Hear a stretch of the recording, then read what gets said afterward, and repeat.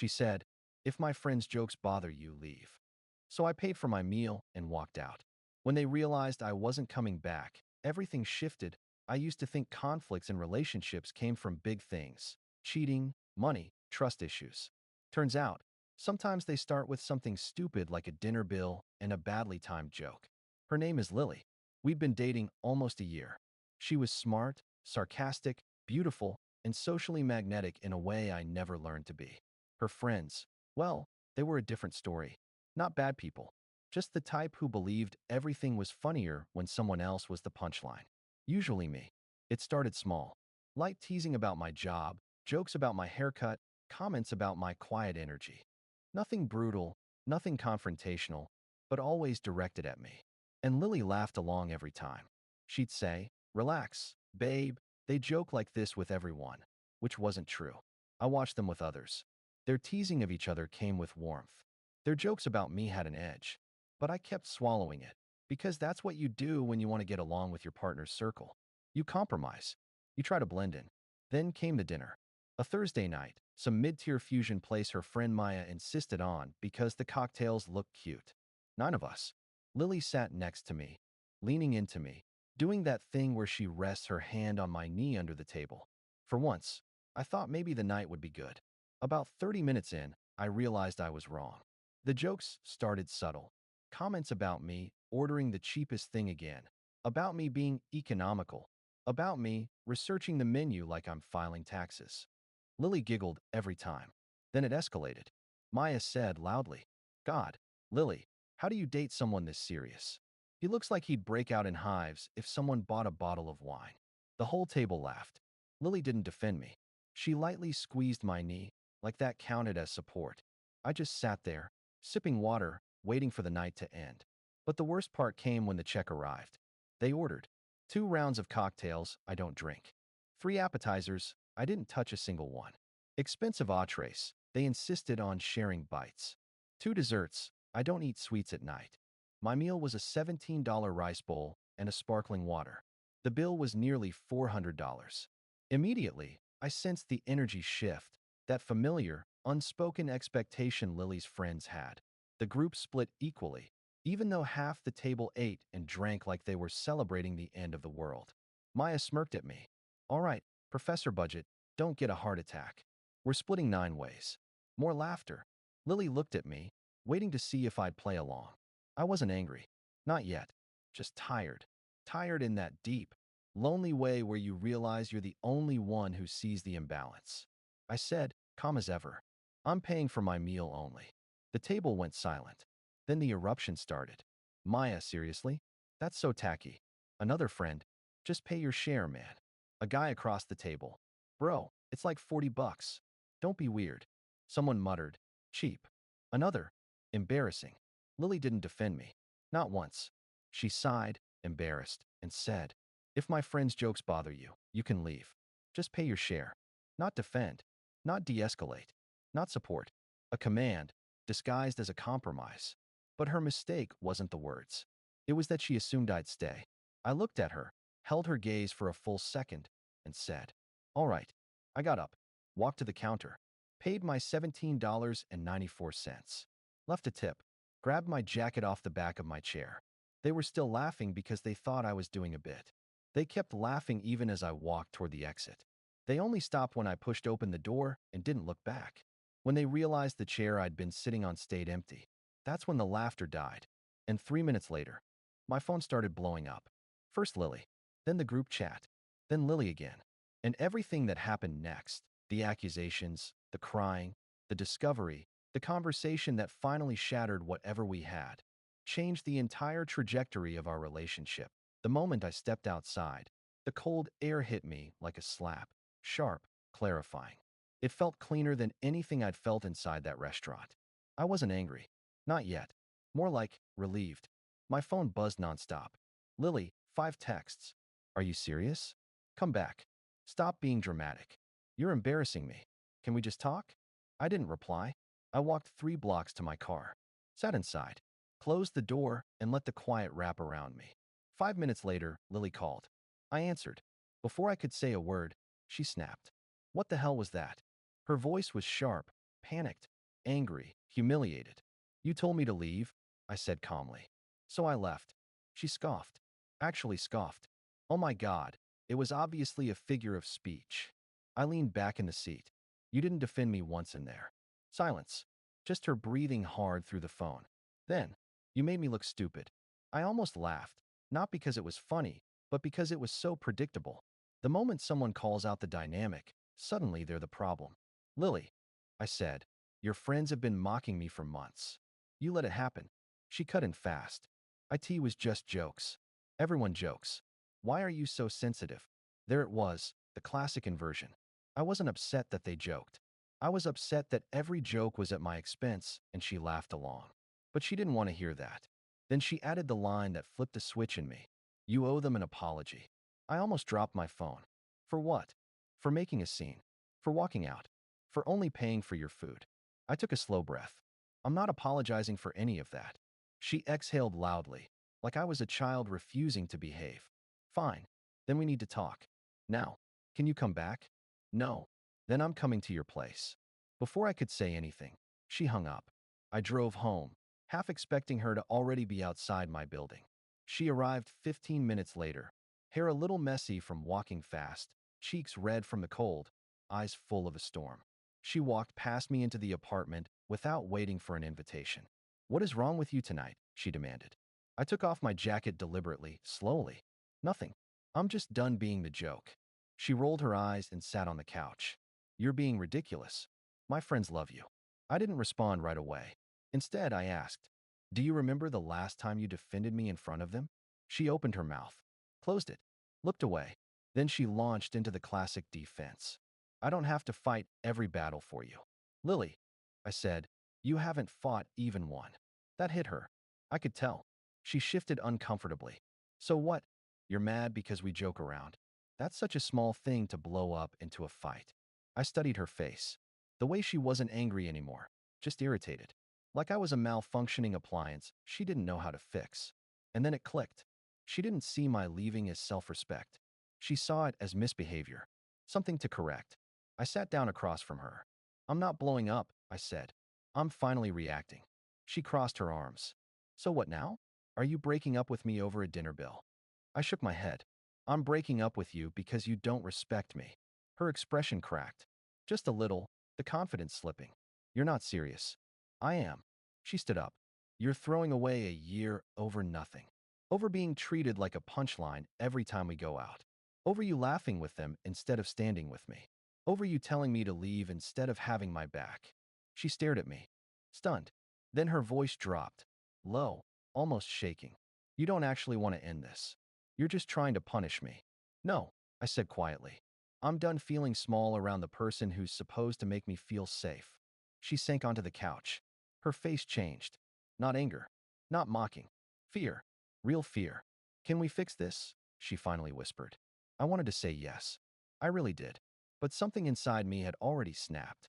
Not if you think I'm the problem. She covered her face with her hands and started to cry. Not dramatically, but tiredly. Soft, worn-out sobs. I didn't know it hurt you like that. I believed her. But that didn't make it better. Because she should have known. She finally looked up. What do we do now? I exhaled. We take space. She nodded slowly, numb, defeated. She didn't sleep over. She didn't argue anymore. She just said she'd text me tomorrow and left. When the door closed behind her, the apartment felt heavier, not lighter. Because part of me already knew. Tomorrow wouldn't be the apology I needed. It would be something worse. And I was right. The next day, her friends got involved. Then the lies started. Then something came out that changed everything. More than dinner, more than disrespect, more than jokes. Update. She didn't text the next morning. Not a good morning. Not an apology. Not even a passive-aggressive, can we talk? Silence. Around noon, I got the first message, not from Lily. From Maya, of all people. Maya, wow, you really hurt her. If you cared at all, you'd apologize. She cried all night. Happy now? I didn't reply. 5 minutes later, another friend chimed in. Tom, dude, seriously, just say sorry. She's a mess. Then another. Sarah, she said you screamed at her? Why would you talk to her like that? I froze. I hadn't screamed. I hadn't even raised my voice. I scrolled through message after message. accusations that didn't match reality. Apparently, in Lily's version, I stormed out aggressively. I humiliated her in public. I lashed out. I shamed her friends. I threatened to leave her for weeks. None of that happened.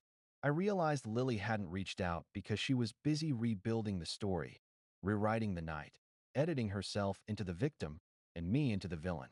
Classic damage control. But then something strange happened. Her sister messaged me. We've talked maybe twice in the entire relationship. Jess, can we talk? Call me when you can. That was unexpected. I called her. She picked up on the first ring. Her voice was tight, like she was holding back something. I'm not taking sides, she said immediately. But I think you should know what's going on. I sat down. Okay. There was a pause. Then she sighed. Lily told Mom you screamed at her. But she also told Maya you cursed her out.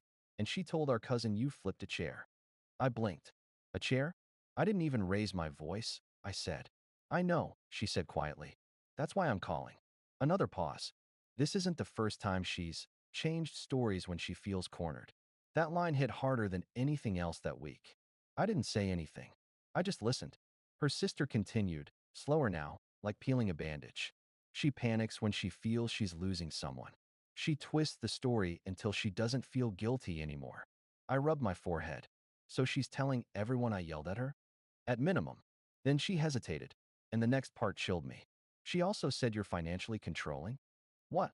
Yeah, something about you refusing to pay your fair share and making her feel unsafe financially. I actually laughed, a dry, disbelieving sound. I paid for my own food. I know, her sister said. That's why I'm trying to warn you. Warn me. That word didn't fit until she said the next sentence. She's not trying to fix things right now. She's trying to make sure you look like the bad guy before you can tell your side.